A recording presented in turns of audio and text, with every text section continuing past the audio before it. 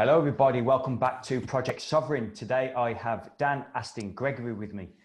Dan is an entrepreneur, strategist, and global thought leader who has impacted hundreds of thousands of people in over 90 different countries with his work in human potential, leadership, and entrepreneurship. He has recently launched the Pandemic podcast, which is tackling some of the biggest issues currently facing humanity. Dan, thank you for joining me. Real pleasure to be here, Alex. Nice to meet you, and great to be on the show. So Dan, I first saw you early November, I think it was, where a family member mentioned a video of yours. So that's why I checked that out. I was so fed up with, like the binary thinking of people. It was either this or that, and there was no like nuance and reason involved in anything. Hence why I asked you to come on the podcast. So thank you very much. And I think it's playing a big role. And I think that's why sort of your podcast, if it hasn't already, will take off. Because there's like a vacuum of lacking of reasoned debate about this critical thinking. Absolutely. In fact, funny enough, I think today's video is going to be on the subject of critical thinking. And yeah, I've been really, I recorded a video back in August, which was the first. I've had a podcast before, I launched a podcast back in 2015 and some experience creating audio and productions and that sort of stuff. But I felt like I had to speak out on this subject now. My first video on this whole matter was called "I've Been a Coward, but I'm no longer willing to sit on the sidelines," effectively. And it was a 20-minute video that basically explored what I'd witnessed since the beginning of the year, whereby it started to feel a little bit like the dot-com bubble in the 90s, whereby we had the underlying reality of the situation, and then you had the perception of the situation created by the inflated sense of fear in the media and the government, etc. And there was this growing gap between what was actually real and what it was being perceived to be. And more and more it stacked upon it, one thing stacked upon another. And it just got to a point where I thought, well, I can't stay silent anymore. I've been reading the science. I've been, at that point I'd read hundreds of papers on the underlying data. I'd read lots and lots of different scientific journals. And I thought, this is, I've got to say something, particularly when I saw the kids going back to school at that point and the way in which they were going back to school. I don't have kids, but I'm thinking of starting a family. And it just triggered me. And I said, I have to say something. And since then, recorded almost daily content ever since, reached over 1 million people just on Facebook Live alone. Nice. And we're just about to get out onto YouTube and Spotify, etc., to try and expand the work. But really, that's the whole point of the podcast. It's called the Pandemic Podcast, Question Everything. It's just really designed to encourage people to ask questions, because we just tend to read the headlines. We barely even read the stories, let alone the articles that go with the stories. I've seen newspaper headlines which you create this inflamed sense of fear. Then you read the article and it's a lower sense of fear. Then you actually go and read the actual scientific paper, and the paper doesn't reflect what's been written in the article. So, the podcast is really designed to kind of bring a pragmatic view on the situation and ask questions that other people don't seem to be asking. That's great. I mean, it's definitely missing. So kudos to you for doing it. Can you take us a little bit into your background and your history? Because I know you're an entrepreneur and speaker and everything. Yeah. So I spent far too long in corporate. I was the first person in my family to go to university. And once I left university, I kind of followed the designated path which you get taught to do at school, which is, strive to go to university, then get a sensible job. And I was just, for far too long, I followed that pathway. But then in 2012, made the decision to go out by myself. What my corporate career did give me was a desire to make a difference in the world. It gave me a desire to become a leader. It gave me the desire to help people fulfill their potential. And it really gave me the skills to develop strategies to take an idea and turn it from idea to reality. It's strange being 2020, 10 years ago, I was witnessing the last recession kick off and I was working alongside lots of different business owners at that point. And seeing the struggles that they were going through then are very similar to what they're going through now, just very different circumstances that have led to the situation. Yeah. And I just became impassioned. I wanted to help. I felt like I could see solutions that would support these business owners, but in the career I was in at the time, I didn't have the opportunity to actually give the advice that I felt could help. So I made the decision. It was a tough decision because, starting out by yourself is rarely easy. Even if there's a roadmap to follow, it takes time and effort and focus. but I had to do it. You know, it was 2012. I remember on the Friday afternoon, I called my boss and said, I need to speak to you on Monday morning. And she said, do you want to speak to me now? I said, no, I'll speak to you on Monday morning. I need to think about it.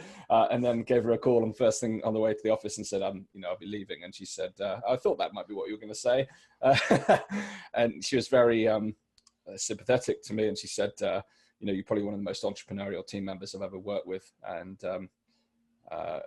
that set me on a good course, at least with the right mindset going into the next phase, which was 3 years of stress, struggle, and sacrifice to get things moving. But that's a different story. But that's part and parcel of it all, isn't it? You've got to pay the price. Absolutely. Yeah, absolutely. And actually it was never strategy. You know, the strategy was the thing that I learned to understand in my corporate career. That was the thing that was my strength. What actually was the problem was rarely the strategy in the first 3 years. It was actually myself. It was my own mindset. It was my own self-limiting beliefs. It was my own fears. It was my own doubts. It was the man in the mirror that was causing all the problems for those 3 years, you know. So do you consider yourself a coach? Is that what you usually consider yourself as? So, you know what, I learned executive coaching pretty early on. I trained in coaching through my corporate career, leadership coaching. But it was always a tool set. I don't actually like labels for a start. You know, people always say, are you a coach? Are you a consultant? Are you a strategist? I say, I don't use any of these labels. These are just labels, and they're restrictive in their own sense. I use coaching skills. I use consulting skills. I use strategy as an entrepreneur with clients. At least at the early part of my business career, that was what I worked on. I worked on helping entrepreneurs, startups, business leaders to take their ideas and accelerate the progress through various different skill sets, whether that's training, coaching, consulting, whatever skill set was most necessary to actually achieve the result was what I would deploy at the time. So let's say early this year, we've got to pandemic levels over in China. Did you ever think we'd get to where we got to today back then? No, I didn't actually. I mean, nothing like what we'd seen now. And, you know, I'm 37 years old, recently turned 37. I've lived through a couple of epidemics and seen the responses to those epidemics. Even, we kind of go through these spikes in seasonal respiratory viruses every other year. And most of them pass us by without us even noticing. I was recounting over the weekend. I didn't really remember the 2018 spike in December, January, which was actually one of the most significant spikes in recent history, but I don't recall it because we didn't really over publicize it.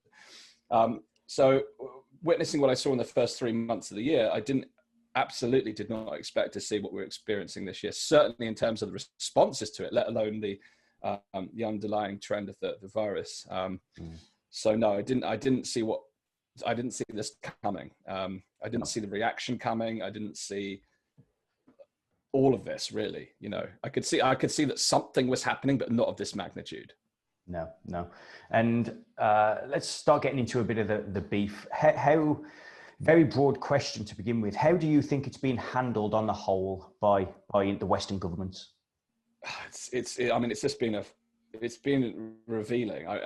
It's where to start. I mean, to begin with, you know, we have been, as I mentioned, we have been through significant seasonal patterns of epidemics, and we've taken a certain response in light of that, and nothing like we've seen right now. And whilst it is true that things like lockdowns and quarantines to some degree have been used in the history of time, they certainly haven't been normalized in the you know, the 20th century, so the 21st century. So it's been very confusing to see the responses, and to some degree I can understand the early hesitancy around a new virus. You need to kind of figure it out, but by the time we were making these decisions for lockdowns and such, we pretty much had 3 months of data. And what was confusing to me, I remember boarding a plane to go to Asia for my honeymoon back in mid-February. We were going to Thailand. We weren't like flying into the eye of the storm, but we were going to Thailand. And I thought, well, I'm just going to check out what's happening in Asia. What's the reaction? Because obviously there's something happening and I need to be aware of it. And at that point, there was very little concern. You know, there was no concern. There was no travel restrictions whatsoever in terms of flying into Thailand. But you could get a sense that there was this mounting fear growing. But for whatever reason, then that led in March to a series of decisions. But even looking at the data at that point, you could very clearly see who the risk categories were. You could see an indication of what the likely, always with any new virus, I've learned this, I'm no virologist or scientist, but I've, read so much this year that, start to learn all the terms. The case fatality ratio of a new virus is always going to be high at the beginning. It's always going to be high because you're only monitoring the people who have got it versus then the people who pass on. So it's always going to be high, but you expect that to reduce almost tenfold within a reasonable period of time. So when I started seeing the data, I thought, okay, well, this is a situation, but you can imagine where this is going to go. It's going to accelerate, and then it's going to dwindle down. It's going to follow the typical curves that you'd expect to see. But when in March, these kind of global lockdowns were announced based upon essentially one scientific paper by Professor Ferguson, which was never peer reviewed. They never actually critically evaluated the assumptions that he used in order to create that model.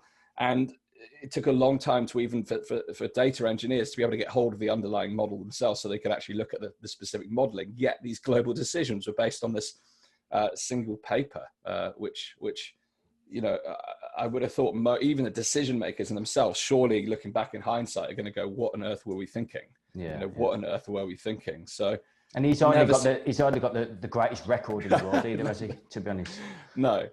I mean, if you're in business and you want to bring someone in to make it, like, you want to bring a doomsday scenario in, bring in Professor Ferguson, because he will definitely paint a bleak picture for you. So if you're doing a simulation exercise for your business and you want to work out what the absolute worst scenario is going to possibly be, even if it's not likely in the slightest, bring in Professor Ferguson. He'll bring the doom and gloom for you. But the reality is, how did one individual get such precedent? Because surely at that point there was in terms of the scientific community, surely there was a lot of people looking at this going, well, this is interesting. Maybe we'll start creating some models for ourselves. How did his get selected? Because you're absolutely right. His track record when it comes to the past decade has been woefully inaccurate. If I was to bring a consultant into my business and they had 10 years of bad results, what kind of result would I expect? Yes, everyone, you can give everyone a second chance. I believe in that, but actually history has repeated itself once more. And, history isn't necessarily a predictor of the future, but in this case, I think it has been. Well, one thing is that these models and these, data analysis, whatever, one thing they can't predict is like a black swan event. No. Something out far left brick coming in. You just cannot predict that. No. And I think this scenario is one of those events, like 9/11 and things like that. You just can't predict things like this are going to happen. But generally speaking, what seems to have happened, particularly those two events, is that liberties have been stripped based on that black swan. What do you think this is a fully nefarious power grab, or do you think it's just a complete mishandling? That's a good question. So, well, here's the thing. The answer is probably it's a bit of both. But I think in a situation, and again, history gives us a good indication of what's going on. And what's important to recognize, because I see a lot of people, you kind of swing into it must be preordained, nefarious kind of agenda. Well, the reality is, if you look back at many crises throughout history, whether it's economic or a health crisis or various other forms of crisis that humanity has faced, at a global level or at least on a national level, what you'll always see is an expansion of fear. And where there is an expansion of fear and paranoia, almost all of the time, you get an increase in authoritarian type leadership, because it's very primal. It's almost like when you're a child and you're afraid, what do? You run to the nearest source of certainty, which is either your teacher or your parents. And you look for certainty. You want guidance to feel okay again. Now, the reality is, in a situation like this, and we saw it at the beginning of this pandemic, where over 500,000 people were literally pleading our government to put our country into lockdown. There was over 500,000 signatures on a petition, which is exactly that. When people are afraid, they look for certainty. And often the way they form certainty is by increased regulation, guidance, and control. So one thing we must first recognize is this is a pattern. This is a pattern of behavior. This is a cycle. you can look through all these events throughout time and you'll see an increase in authoritarian style leadership every time there is a crisis, because it's a fear-based response. People go to order and control. Now, to your question about nefarious pieces, the reality is in those situations, especially when it's global, you will get people who will utilize that opportunity to grab excess power. You know, so there will be politicians, there'll be business leaders, there'll be people from every source of human life who utilize the opportunity. There are lots of opportunists in the world, and they'll, you know, it's not necessarily a vulture mentality where you're literally feeding on the carcass of the dead, but you are taking the opportunity. And there is also, you know, I don't know if you've seen the Milgram experiment or watched the Stanford prison experiment, which are two famous psychological studies.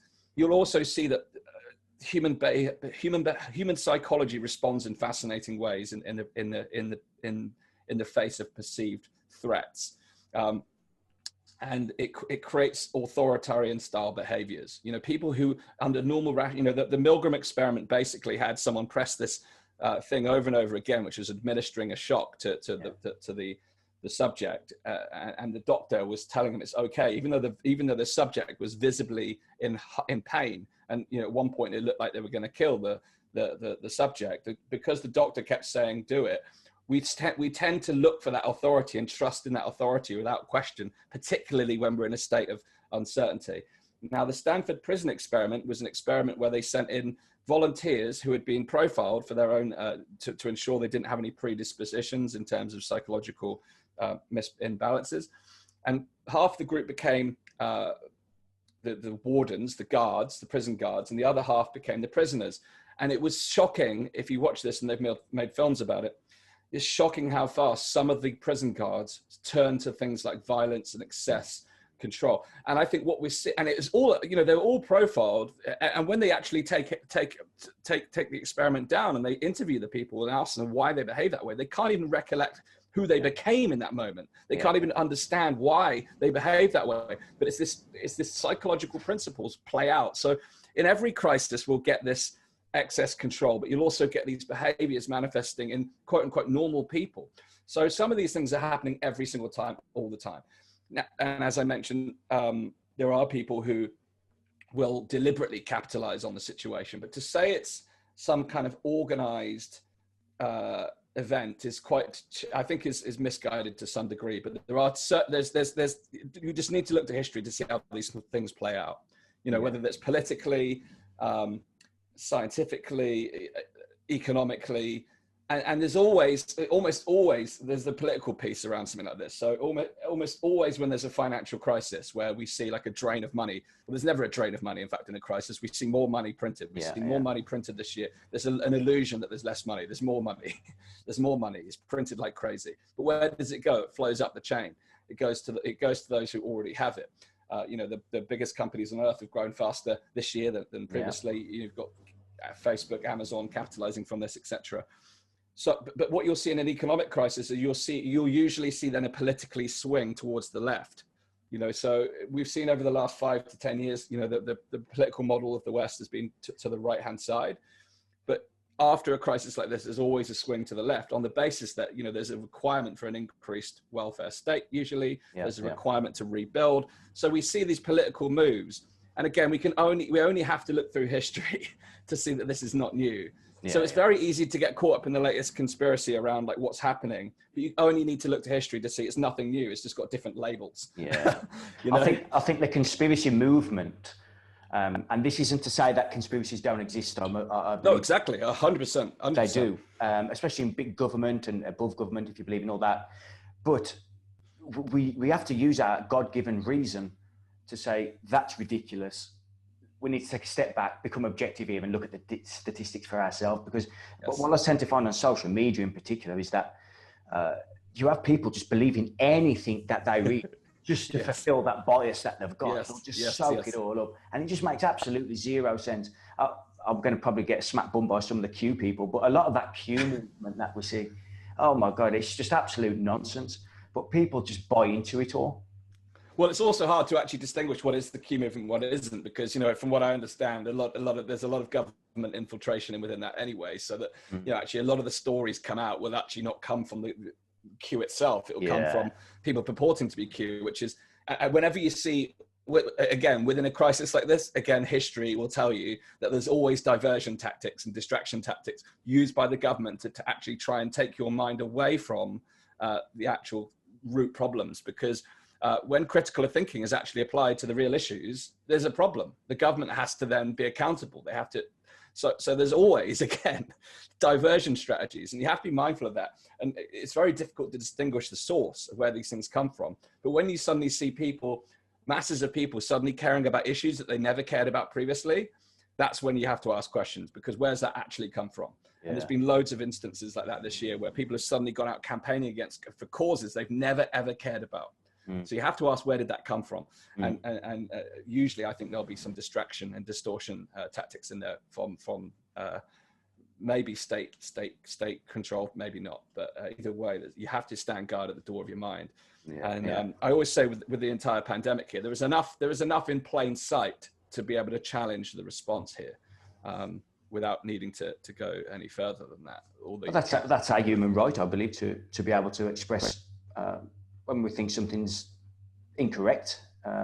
We should be able to stand up and say something. I think a lot of people, particularly, I know a lot of successful people in business and whatever, and they're refusing to speak what they believe to be true for fear of losing out on business deals, relationships might fall. And I said to them, well, yeah, that's great for your business perhaps, but you'll be spiritually bankrupt if you continue that for the rest of your life. You'll have no soul. Do you feel like a duty as an entrepreneur to speak about what you believe? I'll tell you what, Alex, it was a heck of a battle to get to the point where I felt comfortable speaking up. Well, for a start, you get a brief history of time. I used to, you wouldn't believe it now, but I used to be the quietest kid in school. I was deeply shy. I had no self-confidence. I would sit on the sidelines. To use the quote, "I'm no longer sitting on the sidelines anymore," in my first video was ironic, because I always used to sit on the sidelines. It was my default pattern, because I just didn't have any self-confidence. Now I've bust through that as an adult, and I've consciously developed myself to be able to have the confidence to speak up for myself. But this particular situation, I had to really double down on myself, because all of those concerns were flowing through my mind. I have a business, I have a reputation in the business. And at that point, even in August, it was very contentious. If you start to say something contrary to the narrative, you can guarantee that you're going to get sniped by your friends, family, and business associates for daring to say something about a situation that is purporting to kill, so many people. It's deemed insensitive. But I had to make the decision. And even in the moments preceding that first video, my heart was pounding. I was so nervous, because I was not worried about what I was going to say, but I was worried what other people might think. And I thought, actually, to me, true freedom, we talk about external freedom in terms of civil liberties and that sort of thing. But actually, to me, internal freedom is the inner game is where freedom is found. And I felt like if I was going to constrain myself for fear of being judged by others, then I will never be truly free. So I made the decision that regardless of what other people think, I will be willing to speak my mind, but I will do so empathetically. I wanted to address the situation, show that I had concerns for other people and what they were thinking, but nonetheless not be afraid to say my point of view. So I understand people thinking about the concerns of their business. I had that concern, but actually what's really fascinating, there's actually a handful of people in my head. I was imagining them saying, "Dan, stick to the business, you're getting political." But actually, each one of those individuals that I was imagining in my head that would be critical of the situation has privately messaged me to say, some of them have said in full support. Some have said, "I don't agree with everything you say, but I stand by you for having the courage to do so." And all those fears, it's always like with any fear, it's never as bad as we think it's going to be. I remember doing a bungee jump for the first time. I've always had a fear of heights. I was like, I'm going to conquer the fear of heights. Once you start conquering fears, you want to knock them all back. And I remember standing on the edge of the bungee jump, looking down, thinking, "Oh, heck." But the guy that gave me the best piece of advice, the supervisor gave me the best piece of advice of all time. He said, "Disengage the brain and step." And that was it. So I did. And I jumped off, and it was brilliant. AC/DC was playing one of my favorite bands. I was rocking out, falling through this thing, adrenaline, and never looked back. Now, the thing is here, we faced a lot of fear in 2020. And I think that disengage the brain piece, because we're caught up in all the stories, disengage the brain, come back to center, to conscious awareness, and actually see things as they are, not worse than they are. Yeah. And that's true for the virus. It's true for the idea that, you know, there's this massive power grab, but it's also true for like what other people may think of us if we stand up for our rights. Yes, and yes, you will get criticism, you will get people judging, but actually what's more important, that you hold strong for your integrity and you have courage to stand up for what you believe in, or is it better to be a people pleaser and please others? Yeah, you know, that's a question that people need to think about. It is. And what are your opinions on you know, when you get called selfish for like standing up for what you believe in? In my mind, selfishness is expecting people to believe what you believe. To me, that's the ultimate in selfishness. So when I turn around and say to somebody, you know, I don't believe in wearing masks, so I'm not going to wear my mask. To me, it's a symbol, not a health thing. They call me selfish for putting everybody else at risk. But to me, the selfishness comes from me expecting to do what they think I should be doing. So what's your opinion on that term, selfishness, being labelled about so frequently? It's a very interesting condition, and it comes back to what you originally said at the beginning of this podcast. It's this myopic view, this short-sighted binary perception of A or B. Like you can only be or A, B, and there's nothing in between. Yeah. The reality is, and I use this phrase in the video on Friday, which is we've entered into a point now where we are presumed sick until proven healthy. You know, I walk down the street and people move out the way. Like, it's not just me. I had to say, what am I looking intimidating, the leather jacket on? No, it's not just me. People move out the way. They jump into, I saw someone jump into a bush in April because someone was walking too close to them. This is fear. And underpinning all of this is fear. Now, the reality is, and someone accused me of being self-centered because I'm standing up for rights. I said, well, the reality is my life has really not changed that much. I'm a digital entrepreneur. I tend to work from home most of the time anyway. But actually, the biggest concern I had, what led to me speaking out, is the way that children were losing their rights and the way that children are being treated. And when I start seeing suicides go up and I start seeing all this collateral damage, like 27 million missed GP appointments and then 300,000 missed cancer screenings. That's not selfish to care about those collateral damage pieces. You know, we can't live in a myopic world where everything is about COVID-19. We can't. Like, life is so much bigger than that. So when we start talking about it being selfish, challenging ideology or ideas, then that's very short-sighted. It's very narrow-minded. I've yet to meet a single individual who's been protesting or standing up, who's doing it for personal reasons. I haven't met a single individual. They're all doing it for a broader category. You know, they are concerned about the approaches they're seeing. They're concerned about the data inaccuracies. They're concerned about the lack of, you know, the lack of transparency on government. Yeah. There's all these different concerns which are nothing to do with being selfish. They're very rational, real issues that people are challenging, and people aren't just challenging it for the sake of it. It's like, you know, I've spent now 6 months of the year working on this situation, either in research at the beginning and now since, you know, pivoting my business in order to be able to give myself the freedom to actually talk about this stuff. I've put most of my life on hold to challenge this situation.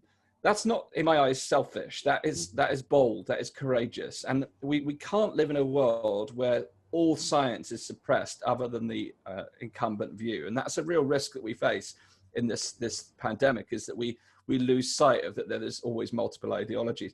But going back to the point about, you know, being presumed sick until proven healthy, the reality is, at this point, there's most of this country and around the world are healthy, and healthy people hanging out with healthy people is not selfish, nor is it dangerous. It's not a risk. If you're healthy, if you're sick, then you may be a risk to someone else. But healthy people meeting with other healthy people has never been a risk. No, I think it's the asymptomatic argument that comes out with that, playing the devil's advocate.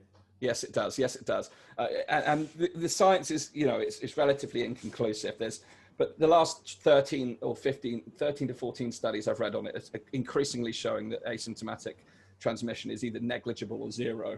The latest study that came out of Wuhan, and again, I always take studies that come out of China with a pinch of salt, because just from what I saw, and it's nothing against, this is not, you know, just to be very clear, the way I saw the virus at the beginning of the year, where people were collapsing in the street. We've not seen that anywhere else in the world, you know. So I had to take what the response has been there with a pinch of salt. So it's I'm not, you know, there's nothing against China or Chinese people.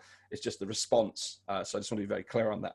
So there is that asymptomatic spread piece, but then that's always existed for influenza as well. You know, 75 to 80% of influenza is asymptomatic. Most people don't realize that. Why don't they realize that? Because we're not bombarded with it. We're not bombarded with it all the time. But if you can just go on the NHS website and it'll tell you 75% of cases of influenza are asymptomatic, but we don't treat it the same way.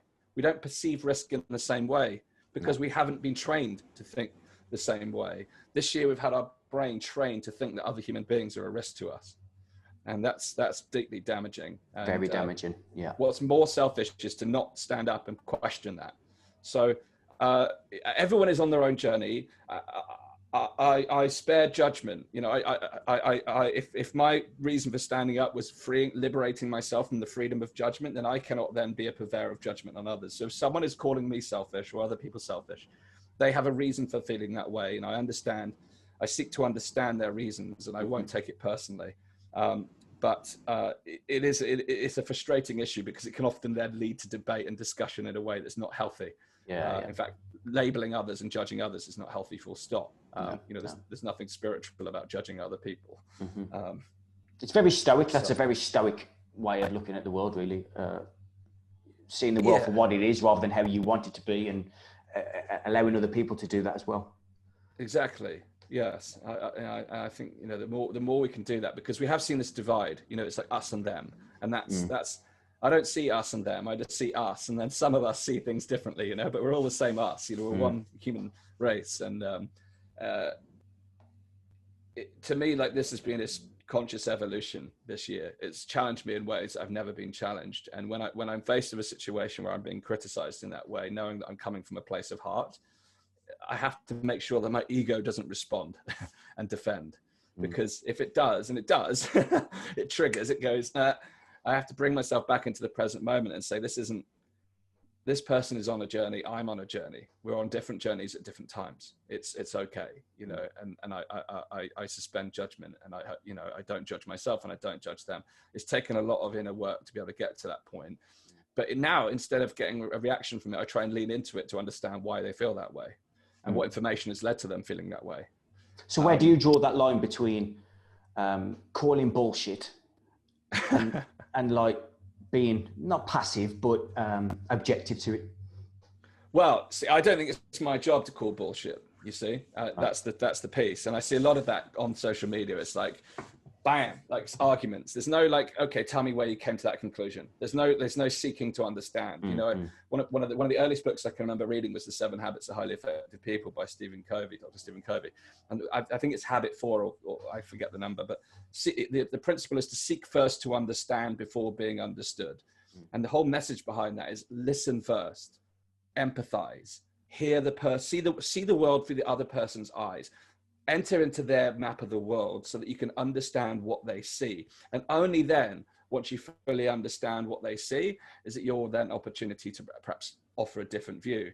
And I think what we tend to do in the social world, social media has exacerbated this, because it's not like, if you're sat with a mate across you know, in the cafe or the pub, whatever, you've got the human dynamic of like, they may pull their point on you or whatever. If you're upset, but it's easy on social media. Someone you don't know, just attack, defend. It's this attack, defend mentality. Whereas for me, and again, I've fallen into that trap. I'm human, but it's ego that clings on to being right.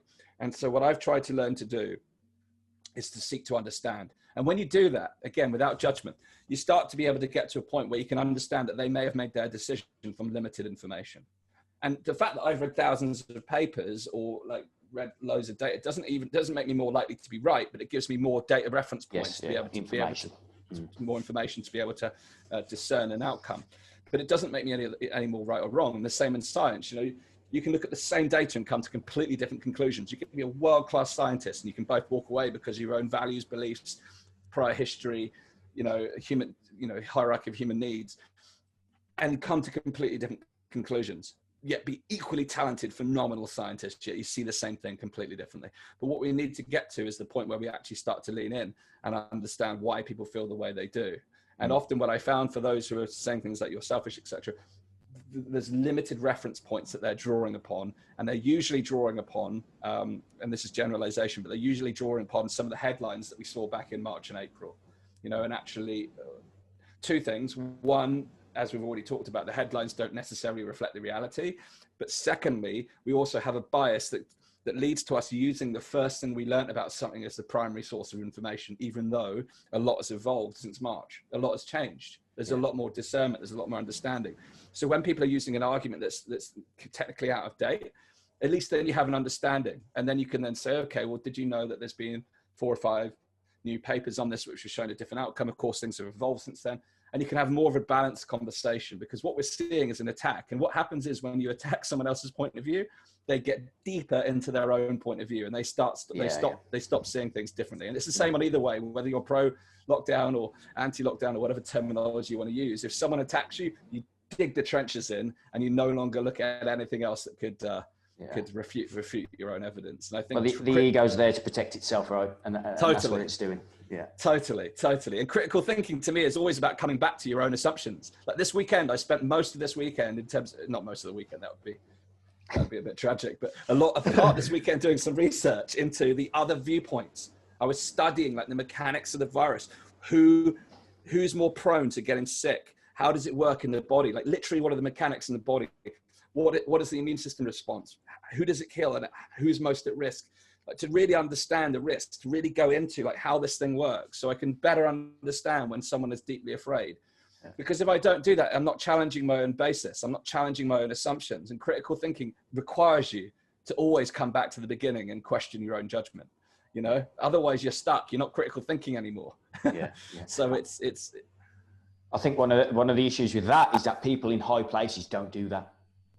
Yes. We're not talking about average people here. This is right at the top. Creating decisions aren't 100% thinking, and that's one of the big problems. I believe that people, with the amount of misinformation, I'm not going to call it lies, but misinformation that's going on, people have 100%, they have the right to question what's going on right now. Absolutely. You're absolutely right. And, you know, I'm a big believer, you know, I was pinched the line a number of times this year, but be the change you want to see. So this is why, again, I take it back to the spiritual journey and conscious evolution, because if we expect to see conscious leaders, then we have to become conscious leaders ourselves. If we're not willing to do it, then why should anyone else be? So I think it's very easy to point fingers and become a victim and blame, but we can't change who they are at this point. We can only try and influence the outcome. So it's very difficult. But we have to advocate for conscious leadership. And that begins with that process about asking questions. But again, if it comes back to what we're saying, if we're attacking people, they're going to do the same thing. They're going to dig their trenches in, and they're not going to listen. So we need to create conditions whereby those leaders begin to listen, because unless they listen, then they won't question. And it's a very complex situation, because you're absolutely right. Ego is the defense mechanism, and there is lots of big egos involved in this pandemic, and there's lots of big paychecks involved in this pandemic, which may blur the boundaries of critical thinking by virtue of executing a business deal over ensuring the reality is actually maintained. There's a book called Spiral Dynamics. Have you ever read that? Yes, I have. Yes. Evolutional psychology. A long time ago, but yes, I have. Yeah, and I can see it in my own understanding of the work of that next step that we're sort of going through. That is the next spiral going up. But the change that's happening, if you've never like had that framework and that mental model to work with, it's just going to look like complete and utter fucking chaos. Yes. And it actually isn't. There's a lot of order that's going on here. Unless you've got that reference point to pinpoint it, you don't know what's going on. Yes. And I remind myself every day that you've got to trust in the process. You know, otherwise your ego takes over and thinks that, you have, more ability to control it than you actually do. Yeah, definitely. Let's get into a bit of the nuts and bolts of what's been spoken about throughout the pandemic. So the vaccine, that's a hot topic right now. A lot of pushback already. It hasn't even been rolled out yet, and there's already a ton of pushback. I'm very wary myself. I don't take vaccines. I don't take anything, in all fairness. I try and live my life as organically as possible. Do you think that the technology that we've got is outpacing our development as human beings? Yeah, fantastic question. Fantastic. Beautiful question. Now, I did a video on this on Friday. This was the subject of my video. Has the pace of change now accelerated to the point where we are no longer evaluating the ethics, morals, social, human, legal aspects of technology, and what is it all for? You know, how far removed are we becoming from our humanity? And I remember last year, just on a lovely summer's day, lying in the park, just looking up at the sky. You know, and I'm a big tech. I love technology. I'm as an entrepreneur, I live and breathe innovation. And last year I went on tour around a lot of the different universities. I went over to 30 universities across the UK and Ireland, teaching the principles of innovation. And this point here of building human-centered technology and instilling the values of ethics, morals, and doing what is right is so key, because at this point, things are moving so fast and we're doing things in reverse. We're releasing the technology and then going, oh, what's the ethical ramifications of this? What could this actually do? It's too late. You've already put it out into the world. We need to be embodying that as part of the conversation. Is this contributing to human life? You know, and is it ethical? We're missing those questions. And I think it's a really important issue. It's a really important issue. I do believe we stand at the precipice of a journey. If you've watched Black Mirror and these kind of films and documentaries and, you know, stories, fiction, the reality is these technologies are becoming available, and we stand at a point where if we don't set a course that is based around humanity, then we could end up into a darker place whereby you know, we give away excess power to governments, etc. Everything becomes surveilled and we lose freedoms completely, you know. And it's a big question. And I suppose when you open with the vaccines, when it comes to the vaccines, I think, you know, there's this I did a video on it again in terms of how to deal with anti-vaxxers, and the question, my solution was for the pharmaceutical industry to look itself in the mirror, because that's where all the answers are. Yeah. You know, people aren't quote unquote anti-vax for no reason. They have concerns, they have real issues that they would like to see dealt with, but they're just swept under the carpet. You know, they're just minimized. And all of the things we've talked about in this interview so far in terms of acting without judgment and being open-minded and empathetic is completely devoid. You know, we're literally seeing military being deployed via cyber units to actually eradicate negative information about vaccination, rather than actually addressing the underlying issues. And, you know, in the world I live in terms of business innovation is all about listening to the end user. It's all about listening to what their challenges are and their frustrations and their concerns in order to build a product that they not only love, but not only use, but love. And we live in a situation right now where people are, you know, more than hesitant, but the industry, the pharmaceutical industry, is just brushing it under the carpet and trying to use force to eradicate a view, which I think is, going back to morals and ethics, that's not ethical. You know, and with everything, there's always information, misinformation and disinformation on every side. But between the extremes, you know, I always say, look at the bell curve. You know, don't use a 5% argument on either side to make your argument. Use everything in between. And within that bell curve is everything. And it's not right it's just not right to seek to remove these concerns, valid concerns that people have, particularly in the face of a new technology. It's an untested technology at scale, mRNA technology. And it could be, you know, it's a fascinating development. You know, again, as a technologist, I'm not against innovation, but actually I am pro ethics, morals, rights, humanity, health, all these things, to make sure we're not causing more harm through the innovation itself. And it's a very complex situation. And when they have no legal discourse. Oh, that's the big one. I mean, that just, it knocks out alarm bells straight away, doesn't it? To start ringing straight away. Totally. I mean, the argument from the pharmaceutical industry is like, well, actually, you're the government, you're the ones authorizing it in an unlicensed, you know, you're licensing this in a way that you wouldn't normally license it, therefore it's your risk. So that, you know, the pharmaceutical industry is basically passing the bat to the government. But the reality is, as we know, with every government, you know, 4 years down the line, whatnot, the same people who made the decisions are not likely to be anywhere near the source of the crime anymore, and will never be held accountable. You know, that's the reality of the situation. And I was thinking about some of the fines I've seen. You know, someone was sharing some of the information of the fines that the pharmaceutical industry have paid over the years, billions and billions. What industry can you get away with being fined billions without actually being eventually sent to jail? You know, where is that? Where does that happen? Anywhere else? If you're a big enough company just to pay a fine to keep, you know, because you make more money by paying the fine, you know, it's not a deterrent. It's not a deterrent. So in this instance, you know, there's no legal ramification or financial ramifications being passed on to the government. But the government, if this goes pear-shaped, are the government going to be ever held accountable? Nah. Of course they're not.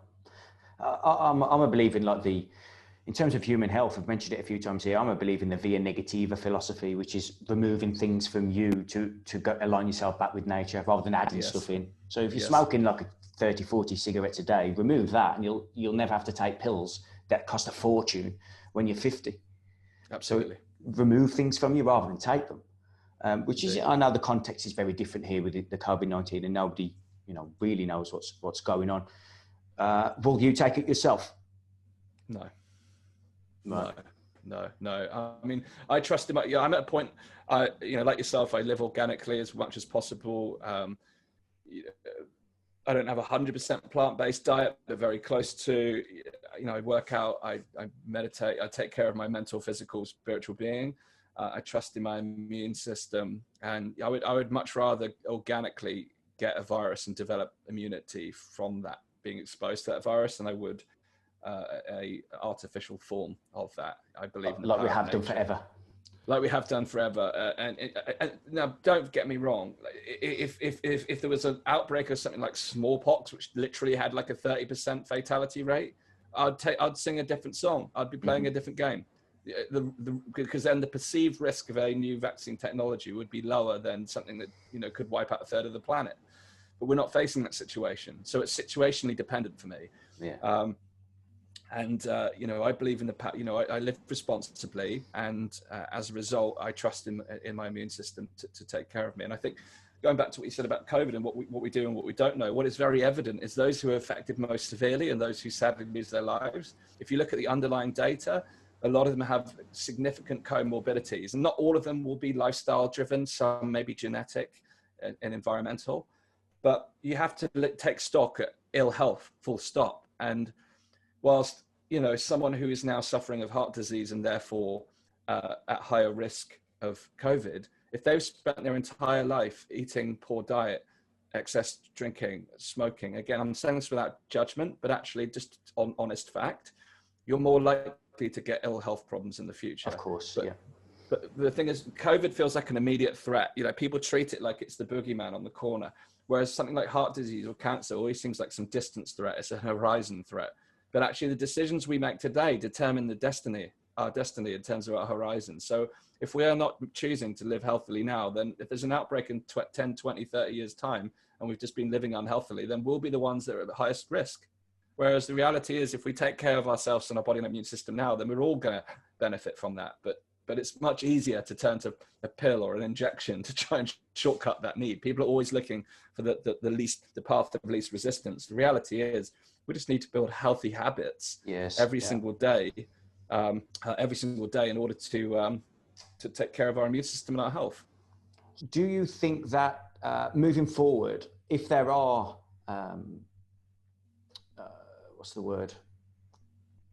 difficulties with the vaccine moving forward, do you think there will be outcry, and do you think there will be people, causing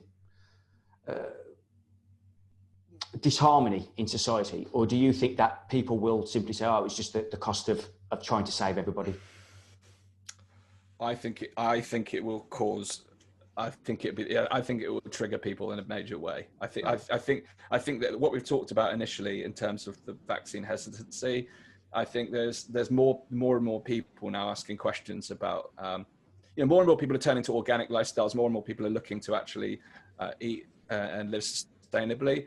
And medical intervention does not normally fall under those categories. You know, most medical interventions are made with chemicals, and more people are looking, you know, they're looking for natural alternatives to which is a great opportunity for the pharmaceutical industry, to be quite frank.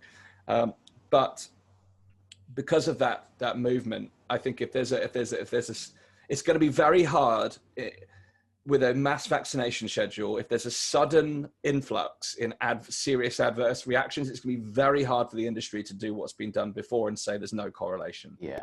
You can. It's going to be very hard to hide from that. If there's a sudden increase in specific reactions, I don't know how you can hide from that. And I think people, I mean, if anyone in my family takes the vaccine and gets adverse, I will become, that will become the ultimate spiritual conscious test, because I can already, like, if I pictured it, I would lose my rag, to put it nicely. And I think a lot of people would. I think if that does happen, I think it's going to cause mass unrest. And I think if the vaccine industry doesn't recognize that, then they've got a problem, because, you know, that could be the nail in the coffin for the trust in the vaccine industry. Full stop. So there's a high stakes game here. And I just you know, I just pray and intend that there's no problem, because that's the last thing we need. You know, that's the last thing we need. I really, really, truly hope that this is a safe product. You know, even if it's not effective, if it's just a giant waste of money and it doesn't work, I'd rather that than it would be a product that causes harm. You know, I think we've been stuck in sort of a debate between terrain and germ theory for about 150 years now. Like, yes. And it's like, well, germ theory makes a lot of money because you can and it feeds into the instant gratification reality that we're living in, where if you just take this pill, you'll be great. Whereas terrain theory requires effort, compounded results, and it's going to take you 5-10 years to really get healthy. And people don't want that. They'd rather live till they're 85 to keep taking pills to keep them ticking, rather than actually live well. And I think this is just another manifestation of that, if I'm honest. Totally. And it comes back to that shift in thinking required. You know, how do we embody that? You know, we always look for shortcuts as humans, but where does that come from? Where does that psychology come from? And, you know, the driver of profit is potentially one of those things, because, you know, always looking for solutions to make life easier. But if it comes back to those incentives, those considerations in technology innovation, if profit is the only driver, then we're never going to see change.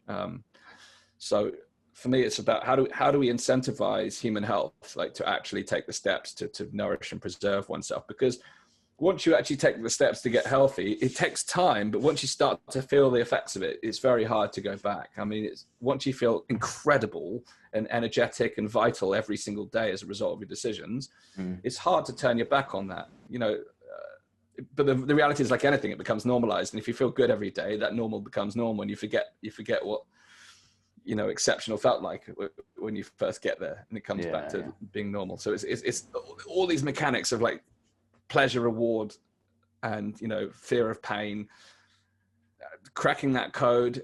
If we can crack that code and actually enable people to take the long road and live sustainably and healthily, then we'll all be better off. And digital health passports, they move into that realm as well. Do you think that that's a good idea? Because I personally think in the West, they won't make it mandatory. But I think if you go to Eastern countries, you might have to have some sort of vaccine or something in order to get into the country. So do you think it's a good idea to have that, or do you think it's a manipulative technique?